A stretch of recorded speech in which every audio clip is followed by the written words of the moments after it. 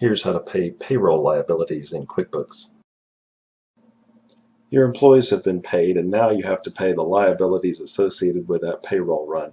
Depending on the payroll service you're using, you might have to direct QuickBooks to process these liability payments. To do so, go to the Payroll Center by clicking the Payroll Center icon on the home screen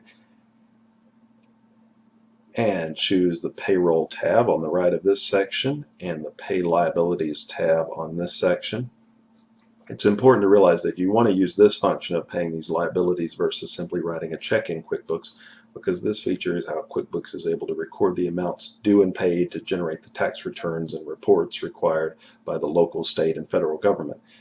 Liability payments may be made either by check or e-payments. If you wish to pay by e-payment, you'll need to set this up with the receiving entity. Also note that you're informed by QuickBooks regarding what is due or overdue and on the actual due date. You can use this information to pay the liabilities before they're due, but also to keep track of what is coming up so that you may manage your cash flow as necessary by not paying before the liability is due.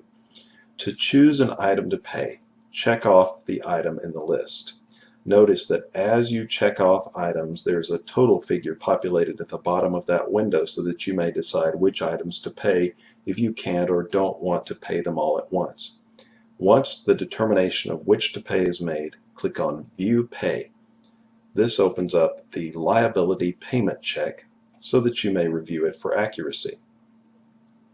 You may print the checks individually or wait until you've reviewed all of the liability checks being paid.